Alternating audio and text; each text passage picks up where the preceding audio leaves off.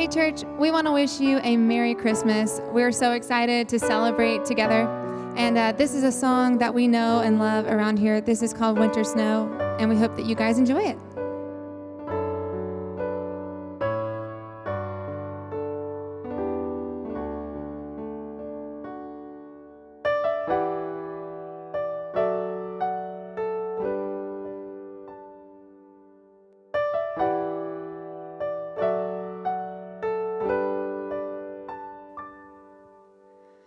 Gonna come like a mighty storm, with all the strength of a hurricane. You could have come like a forest fire, with the power of heaven in your flame. But you came like a winter snow, quiet and soft and slow, falling from the sky in the night to the earth below.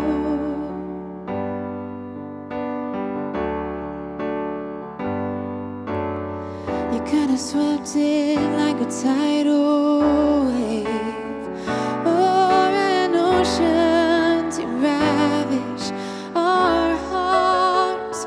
You could have come through like a roaring flood to wipe away the things we've scarred. Oh, you came like a winter snow.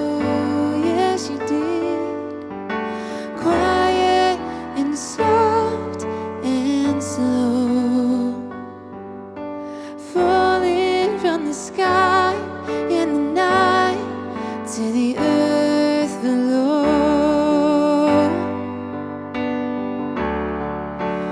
Ooh, no, your voice wasn't in a bush burning. No, your voice wasn't in a rushing wind. It was still, it was small, it was hidden. Ooh, you came like a winter snow, quiet and soft and slow, falling from the sky in the night to the earth below.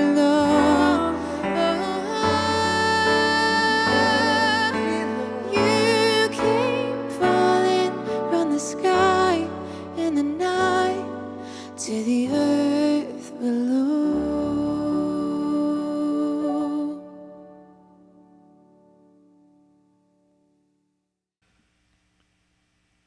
Good morning, West Cobb Church, and Merry Christmas.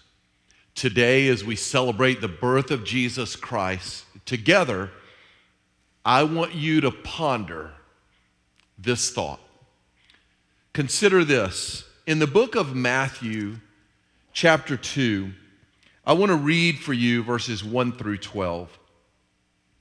After Jesus was born in Bethlehem in Judea, during the time of King Herod, Magi from the east came to Jerusalem and asked, "Where is the one who has been born King of the Jews? We saw his star in the east and have come to worship him." When King Herod heard, he was disturbed, and all Jerusalem with him. When he called together all the peoples, chief priests, and teachers of the law, he asked them where the Christ was to be born. "In Bethlehem in Judea," they replied, "for this is what the prophet has written. But you, Bethlehem, in the land of Judah, are by no means least among the rulers of Judah, for out of you will come a ruler who will be the shepherd of my people, Israel." In verse 7, it then says that Herod called the Magi secretly and found out from them the exact time the star had appeared. He sent them to Bethlehem and said, "Go and make a careful search for the child. As soon as you find him, report to me so that I too may go and worship." After they had heard the king, they went on their way, and the star that they had seen in the east went ahead of them until it stopped over the place where the child was. When they saw the star, they were overjoyed. On coming to the house, they saw the child with his mother Mary, and they bowed down and worshiped him. Then they opened their treasures and presented him with gifts of gold and of incense and of myrrh. And having been warned in a dream not to go back to Herod, they returned to their country by another route. In this story, there are three kinds of people that we see. We see first Herod. Herod is hostile to Jesus. Herod is threatened by Jesus. Herod is angry that there's potentially this king that has come, and this king threatens the very existence, threatens the very position of Herod. And so his response to Jesus is hostile. He wants to get rid of Jesus. He is angry, he is mad about this particular situation. And today, as we celebrate Christmas, there are those of us that are not necessarily, from our perspective, happy about Jesus. We are in fact doubtful, we are angry, we are hostile toward the whole idea of Jesus being the Son of God. Maybe something has happened in our life and it's impacted us in a negative way, and we have a negative view of God and we have a negative view of Jesus. And then you have people that are hearing this Christmas story that are like the chief priests and the scribes. You are a religious individual. The chief priests and the scribes, when they heard of Jesus, they were somewhat indifferent. They quoted scripture of old, but they weren't necessarily excited about this person of Jesus Christ. God himself coming to earth, they were indifferent. And some of you today, as you hear the Christmas story, as you listen to the story about the birth of Jesus Christ, the Son of the living God, the Word becoming flesh, you're indifferent. You've heard all of this before, and it really means nothing to you. Today is just another day. It's just maybe a religious exercise, but it doesn't change your life one way or the other. And then there are some of you that are like the Magi.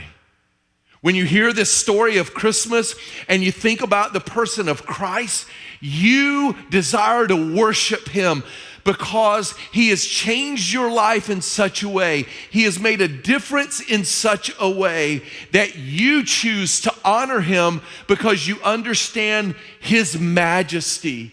You understand the reality and the truth of why Jesus came to be that provider of grace, to provide you that love that is unconditional, to give you that mercy that you need in your life. You've experienced it, you know it, and you understand it. And so like the Magi, you come on this day, Christmas, that we celebrate, to worship him and give him the honor that he deserves.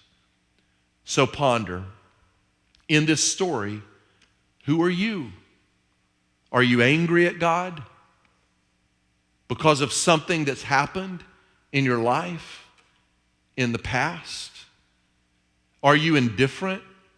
You've grown up, you've heard all of this religious rhetoric before, and it means nothing to your life. Or are you the person who comes to worship like the Magi, because you know grace. You know unconditional love, and you've experienced the mercy of God. And for those of you that come with a heart of worship because you know and experience Jesus, on this Christmas day, be that person that to all of those that are around you, be that person that expresses grace, unconditional love, and mercy, so that those individuals that are indifferent or those individuals that are hostile can gain a new perspective of this one Jesus who we celebrate today. God bless you. Merry Christmas, West Cobb Church.